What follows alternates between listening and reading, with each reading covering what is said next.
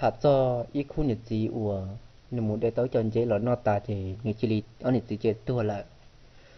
thợ nhớ tôi chúng ít xía cho bùa cho chậu gì cho chậu chuồn đã chỉ nhớ tôi ít lúc rõ để muốn chúa chỉ mua ít gì muốn thọ khu nhật gì đó nếu cũng chỉ tao lầu hay nếu nó nhông chủ môi nâng gọi tại sông hạ bé cho sông tên nó xứ nếu chọn lùa hàng lúc rõ là chỉ tao lại tiền rõ để muốn chúa nào mà cho có tiền thầu muốn chúa gì nhớ lúc dây giòn đó như rõ lấy rõ lầu chị tụ đen đó chị mua muốn chúa nhưng để muốn chúa phải đã để chị là phải muốn tìm bề hú rõ để muốn chúa nào chị nhớ lúc rõ để muốn chúa đó chị mua ở này chỉ muốn thò nhớ lúc rõ đó chị mua ít xong chị ở này chỉ là ô tế trong đã để tụ đen muốn chúa cái xong này đã chị lúc xí hà làm đây tàn đã dùng một cái tay dân đã chị ở này chỉ là yêu tàu ở tụi mình nhỏ xứ ít tu lúc bề hú chứ họ tuần xài lúc bề hú mỏ tụi nữa chị nó nhung người chủ mà mua đi giờ xa gì xong đằng xứ họ nia xài là chị nó nhung chủ mà bé xong bao xong đằng cầu xứ chị nhớ mới nói chị nên nhẹ thế này chị rồi vô một khách tế lúc sau lúc sau khách tế là chị nên chị trai đó nên nhẹ thì con nhẹ dùng một khách tế chị một số tên đã thêm một đề ở lúc đi cho lọ no một khách tế thì sẽ bộ mua rau để rau lọ no thì một sai xem đây rồi chả là tàu ở bên nó chỉ một tàu một số tế trên nên nhẹ thì mua là mua cái gì một trò một đeo lúc đi cho lọ no cho dùng một khách tế chị nông đợi chị ta kỳ sản gió đợi cháu tu cho y nó mình chỉ xài sư chỉ mỗi chỉ nó chị nó mình chỉ mặc hùa chị nhiệt tu chị không tới chị nhiệt tu mới cho cả dầu hậu sĩ dầu chị là mù rõ nó đã đây là chị nên mình xài nhân nhiệt tiếng nhiệt gì rồi cho nên mình xài một đôi đặt nếp po chị hai tia có nhìn xài một đôi nếp po người nhỏ ở tu mù ý ở tu đây đi rồi trong miệng xài nữa chị ở tu mù là chị ở tu mù là té ở tu mù chùa té chị ở tu để tao ở bên lúc đi học cởi thì ở tu là cho toàn tu té và chả mỗi lúc bỏ to nhá to tôi chọn giấy bỏ to mà mỏ cần cầu lì trên nhiệt gì thế nên nhiều một trong để cho chọn chế đời trên nhiệt gì chả tiệt có nhiệt trái rau đi để chọn chế này chỉ một hậu nó gì khác cần cầu lì trên nhiệt trái cho nhiệt gì tiệt ấy có gì chọn chế nó bây giờ tao mà lúc sau nó bây giờ lúc sau tôi chọn chế nó là trên nhiệt gì cho hai đôi nhiệt tiệt nó tao mà chọn chế nó thầu với chọn đồ po là nho po là hậu là cái nó cá cần cầu lì chị ở từ để tao ít nhòa cả các cờ cháu tôi chọn lọt trẻ thầu lúc xưa ở tôi lọt trẻ này trẻ này cứ nhớ tròn chùa cậu im mong tên nó là ta su sẽ chơi plan là ở tôi lọt trẻ cháu tôi chọn lò cho trẻ cho cái ta trẻ nên gì cho hai trong nên thì có nhà mỗi chọn chế có hậu trợ nó sao chơi plan thầu cho nó trẻ nên gì chọn một tọa đây trẻ nên gì đã để ta lò trẻ nên ô tô rau trẻ nên trong mỏ cho nên nhiệt thì trời thì có nhiều có chỉ một trăm mấy loại đối nó mò hò chả non chơi mà chơi plá hàng nên nhiệt thì non đây cho mà canh rau cho ít chỉ là làm mà nó ít chơi plá thôi chứ ít nó đây cho ít chỉ mình nhiều lo cho mà đâu nhiều nó chứ tôi chuẩn nó ta chứ tôi muốn tài canh tới tròn chứ tới sọc danh xia chứ tôi nó ta chỉ nhiệt thì trời đó nên nhiệt thì có nhiều bộ vỏ plá thì có ý cú ý trâu rọt hầu thiết chơi plá chế nó mỏ tạp vào plá của một bự là có nhỏ ít kia nhỏ anh mình nhỏ nó có đầu mỏ rõ tôi nhỏ nó cho nên thì mà có chơi plá nó mỏ vào plá chế có kinh có bự có ý chỉ mình nhỏ lo cho của mặt đầu mỏ trong nhỏ nó cho nên nên chỉ cho một bự thì lâu là cho nên chuyện thò ban tao một ua ban tao tròn đã có trong ta nên nếu ua ban tao có thì mua là cậu ta nó thì rồi cho nên cậu nó thì là ôi cha nên phải mua món tao hầu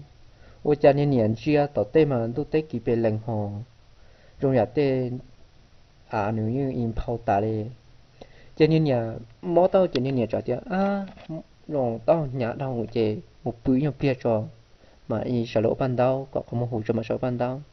nên cũng chỉ sát cho thế nên nó tao chọn chế đợi ấy vừa không chế thì nên chọn sát cho theo cho nên cho một bữa là bữa bia ôi cha nên mình nhỏ xài cho nó có khó trong chỉ bỏ nên nè thế nè chỉ khai có trong gì nên mình nhớ thiên đắn cái kia mình đã nè bỏ là bỏ đầu một của nó cũngใช้ปลาลีnó chỉ nè bỏ cho đôi tay mở đầu nè nhiều xài đấy nó chỉ nè mình xài đấy nó mở ta chỉ nè bỏ cho nông hay tiền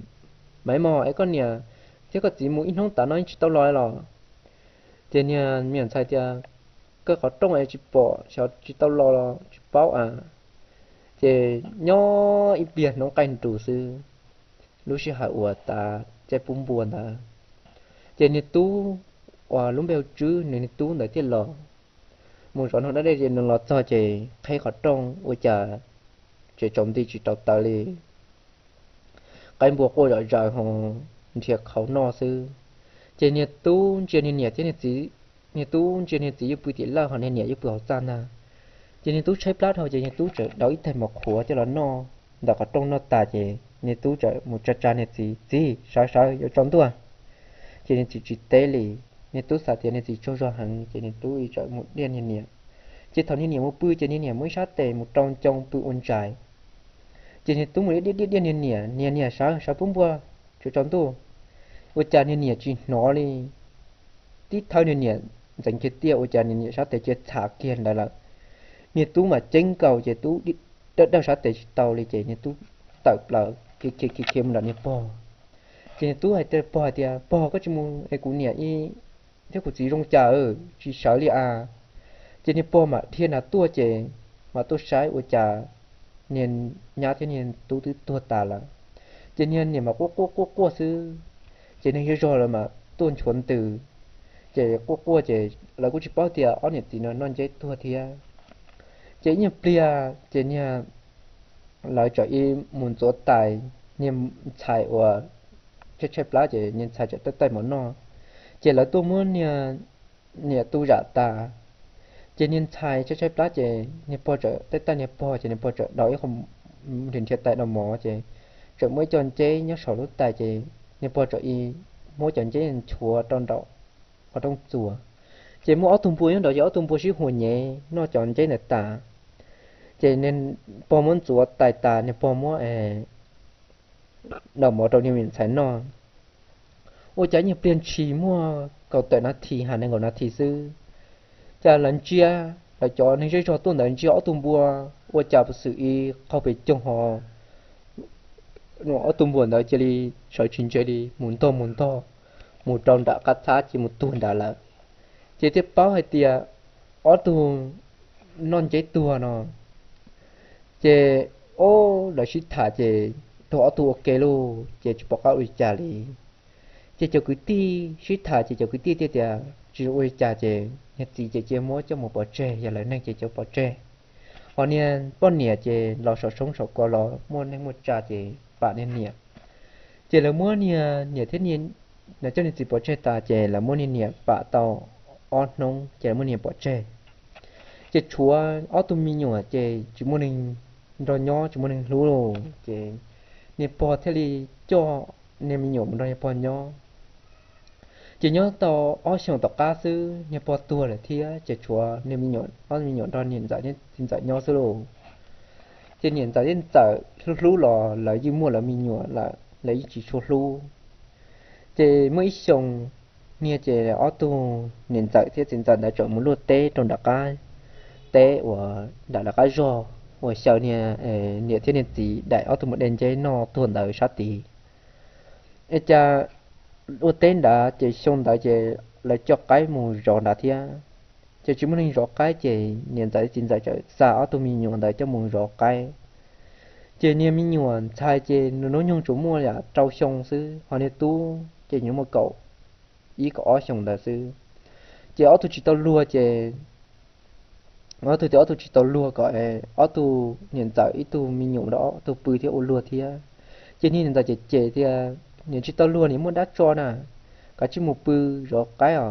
ý chỉ bún mỏ đâu nên nó chỉ nên mình tu thì mình xài có qua chỉ ở tôi chỉ một bự tao tới rồi cái là trên thì có số một thế chỉ có tôi một bự ở bên mỏ rồi cái nó chỉ lúc trẻ té chỉ là ua sọ ốp phá đã xứ họ phải nói chính chỉ sorry họ lúc trong cái chỉ là ua trâu nhân đời lúc trẻ nó sát to chế mỗi ít mò chế ở tôi bự giấy tạc mò chế pli lo tọt cái quân cho cảnh hoặc trong tua chế ở tôi chạy hình chế ở tôi chỉ tờ lo sai thì chế ở đã chỉ lý ở tôi có bà tao rồi ở tôi chạy hình chế ở tôi chỉ tao lùa chế ở tôi có qua chế ở tôi bự mò để ít mò can đồ tay kỳ nên hiện tại hiện tại là của tôi ở tây thì tôi ít nông tây trả lại cho nó chế chế nên tu của nó bé hù vừ nè ở chứ nè nên tu chứ nè cho hai cho nên hiện tại tiền ở nên giờ nằm ở bưởi á chỉ là nên tại cái chỉ tao lùa thì mà nó ứng đó nên mù nên giờ chỉ chế thì có tháo mù cái chỉ bưởi rồi cái chỉ muốn nó chỉ lì cái chỉ tỏi cái cua sư cho nên giờ là lọt chế lợi cho chỗ tôi gì ở tôi có cua chế ở tôi bưởi mà đó tôi bưởi chế nhiều quá cho lúc nhỏ tôi bưởi đó nhiều quá trong tôi rửa sư ôi cha ít liên trì sư ở tôi trò trò tờ lo tôi chỉ tao lo cho tôi trò tờ lo cái lì chế ít bia ôi cha ở tôi chia trò tọ cho kể tôi tọ tua ôi cha lò ở tôi áo đu đu lò tọ lò trong tôi đã có trong gà kẹo trên na ở tôi chia như ở tôi áo lém đây cho sẽ lại lém đây ý tôi làm tệ tại sao có chú chỉ ở nơi là nên tê tờ chỉ ở tôi nên chạy ở tôi bự ở tôi có bà ta house chỉ ít bia ở tôi trâu rồi là chỉ ở tôi chỉ bao tiền số ở tôi ở nơi là nhau hòn tệ chỉ số ở tôi ở nơi nhau cho tôi ở tôi ở nơi mà mù chỉ ở tôi chỉ bao tiền số đã là năng li chỉ ở tôi có bà ta house chỉ tay kỳ căn tô chỉ nhà mua ít mò chỉ do hỗ trợ sĩ lòng bảo là do ôi trà chế nên chạy giàu nên chạy mòn đấy cho cô ta hậu nó chế ở tụ bự giấy tập mò xứ tôi chẳng nên chạy hai tia nó nửa ly chế nhiệt tú hai tia ôi có chuyện ấy nó có là ôi trà nên chạy tia chứ nó cũ liền có một bà cụ vợ thế cũng mình khí đề lì có hai đề của hậu chế nhiệt tú chứ tia lì mù lý tới chó đề là trong nửa hậu ta nó lì cho họ tiền chỉ mua chuôn nó mong phải trông thì thằng ta chỉ mua chuôn nó chỉ ở nó nên chỉ nên nụ nên tú chứ nữa cho tại đó rong gà tới cho tại cho lò trâu tao nên tao chỉ ở tôi sợ là nhóm định tôi chú ý mò chỉ nên tên tại chỉ tay kỳ thầu vô cái cô là chỉ ở tôi mà một bự thầm bận trại là chỉ chuôn nó chỉ nên mùa thì nên nụ thêm một bự nhập lia từ căn tô cho nên nụ sợ lo ô hao lự ngã đê ô rõ mỏ cha nên mùa là nên mùa như chỉ no li chỉ thằng đó là ô tê ta là nhận ra là như chỉ tua li cho nên mùa tia hai trâu nên nụ hai tia chứ nụ phê một đi điều của ta hao mỏ của ta hao li ấy một trẻ giờ sau bụi tê là một trẻ cho một ôm mỏ giờ tao rong cho của tao rong chơi mà đã cá tua cho nên nụ trả tiền mò có tao chỉ mù là mù mà nhóc về nó chỉ một chuân đã tên là chỉ một chuân nó thế chỉ một chế sẽ bởi một chuân nó cho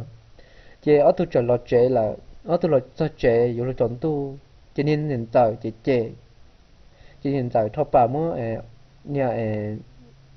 muộn tàu cho nên nụ trả y lọt cho chế nụ trả một ngắt đây là cho nên mò cho nên một lò nhón đây tận là họ chu cho nên hiện tại lo bỏ cho nên tại chỗ thọ bà mua nhà muộn tàu cho nên một ô cua cho nên nụ cứ đi là thôi cho nên nụ tiệt ôi cháu có cô mò cho tiệt nên mò tiệt cho nên tại muốn nên tàu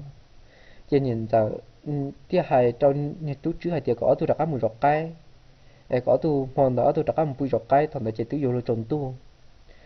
cho nên tú chứ này tiệt hai trong hiện tại tiệt tí giờ mò cú ôn nọ ở tôi tiệt lò sư ở tôi lò nhá bự ở một tờ chế nó sẽ giờ mò rong ở tôi mà đặt mù cho nên tại hai tiệt có cái chim mù sư ý chỉ vì là chỉ tôi sao mới cái nhiệt ta lại cho nên tôi chứ tại cho hai tiệt trong hiện tại tiệt có thân tàu mò là tí giờ mò cú tao ở tôi tiệt lò sư nhân tàu chỉ còn tàu nữa cho nên chế nên là tại chế ý chỉ chọn tu nó mò tà cho nên tại cho y mỗi đây khâu lệ cho lọc bỏ trong đó khó chú cho nhà tu thiên nhà xài đại cho bự ít mòn đại được chú để tay kỳ can đồ nên mỗi trong mình chỉ ở trong bự rọc cây đặc ăn bự rọc cây thì nó cho cậu tới xong tọt cán đại chỉ ở tu nên xài lò nên mò lò cú lo tiền cao nên tu chứ là nên cú lo tiền trâu là chế nên xài cho y nên xài cho y hai trâu nên tu hay tiệt ô nên rằng cái y chỉ nhớ chế tư lo là chế y một nhỏ nó chế nên nô cho hai trâu nên một tiệt ô liền mà mò tư lo chế một nhỏ cho thân thằng điện thoại nhỏ là chỉ nhớ chế thằng đó chế ở thu mà mua lúc chế ở thu nhỏ ở thu chế nhỏ chế nhà một chế hai trâu nên nô hai tiệt tôi chứ có thứ lo là chế có cả nó có một vô nhá là thôi nhỏ là ba ư thia sản nhỏ nên nó có qua đó nên mùa hay tiệt cho nhà tạm bảo nó tôi chỉ muốn nhà li giờ tiệt vô bên nhà chế là vô sau ngày trong ngày có chế tôi chỉ muốn nhà thẻ là nhỏ sư chế nên mùa sạch chế nên mùa cô chỉ hay chặt trong hiện nụ thia chế nhỏ tàu đó chỉ sống tọt cá chế nên mùa cho mùa gì tàu lũ rồi là chế nên mùa gì đó lũ rồi chế cho nên nụ sức chế nhỏ chế nên nụ nhiều con nhẹ là chế tọt cá nó sẽ chụp bó cho ở tu trong lịch trả là tất chỉ ở tu từ mùa chỗ mùa gì ta thì chế ra ở cụ bìa chế là sau nó sư ra nó mà cho đan này là chỉ họ cứ hồi đó chỉ ra nó chế như một tiền như chú sĩ nhớ cho xong ít xe chụp bùi cho chậu gì là cho chậu chuồn đàn đà chế ra cụ bìa chế là sau nó sư